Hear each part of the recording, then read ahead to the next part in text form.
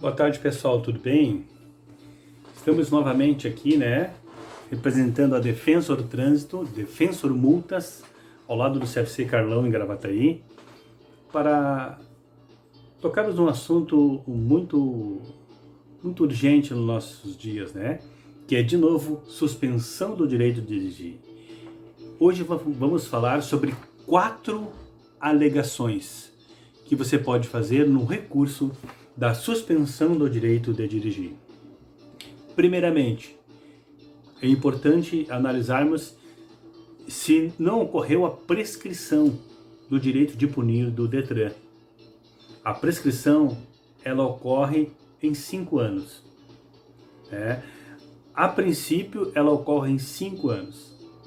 Mas nós também temos uma chamada prescrição intercorrente, que pode ocorrer em 3 anos. Então, primeiramente, devemos analisar se já não ocorreu a prescrição do direito de punir do Estado frente à suspensão do direito de dirigir, certo? Primeiramente porque acontece muitas vezes, por um motivo ou outro, né, o órgão de trânsito, a morosidade, são muitos processos, tanto processo de multa, como processo de suspensão de direção, e pode acontecer realmente de ocorrer a prescrição. Ocorrendo a prescrição, o ato tem que ser anulado.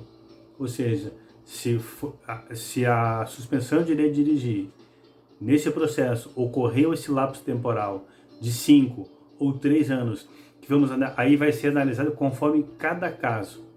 Para isso a defesa está aqui. Ocorrendo a prescrição, alegue-se esse princípio, e a multa ou o ato deverá ser anulado pelo órgão de trânsito. Outro ponto importante é a legitimidade. Muitas vezes, como já falei em outros vídeos, nós temos que discutir a legitimidade de quem realmente cometeu aquele ato de infração. Porque se foi uma terceira pessoa que cometeu aquele ato de infração, aquela infração, você, o terceiro, o proprietário do veículo, não deverá ser punido por uma atitude, por um ato que não foi cometido por ele. Então, discute-se a legitimidade, quem realmente foi o autor daquela infração. Esse é um ponto importante a ser discutido, provando-se que não foi você, que foi uma terceira pessoa quem cometeu aquela infração. Tanto a penalidade de multa poderá ser anulada, ou principalmente a pontuação, que hoje é mais importante, né, por causa que ela, somando, pode levar ao processo de suspensão do direito de dirigir. Terceiro ponto, a contagem dos pontos. Como assim? Os pontos agora não é suspensão por 40 pontos e pronto? Não é assim. A partir do dia 12 de abril, a pontuação, como eu já falei em outros vídeos, será 20, 30 ou 40. Por quê? Porque além da pontuação, eu tenho que considerar o número de infrações gravíssimas. Ocorrendo 2 infrações gravíssimas, suspenderá o direito de dirigir por 20 pontos. Ocorrendo uma, por 30 pontos. E nenhuma por 40 pontos. A única exceção para isso são os condutores que exercem atividade remunerada junto ao veículo, e aí sim, independente da gravidade da infração, gravíssimas ou não, somente será suspenso de dirigir com 40 pontos. Então, o que nós temos que ver com isso? Normalmente, essa pontuação, seja 20, seja 30 ou seja 40, ela tem que ocorrer dentro de um período de 12 meses.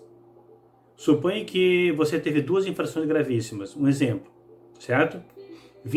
Você teve 2 infrações gravíssimas, você atingiu 20 pontos. Só que uma dessas infrações, ela não ocorreu dentro do lapso temporal de 12 meses. A primeira infração, dia 1º de janeiro de 2020. E a infração que somou os 20 pontos, dentro onde existem 2 gravíssimas, ela foi autuada dia 2 de janeiro de 2021. Ou seja, 12 meses e 1 dia. Aquela infração não pode ser computada para efeito de suspensão de dirigir. Por quê? Porque ela não ocorreu dentro do lapso temporal de 12 meses. Às vezes, por um equívoco no sistema do órgão de trânsito, né, responsável pelo processo de suspensão de direito de dirigir, pode ser instaurado um processo de suspensão de direito de dirigir por 20 pontos, onde uma daquelas infrações já estaria extemporânea, ou seja, não está dentro do lapso de 12 meses. Vale a pena você analisar essa situação.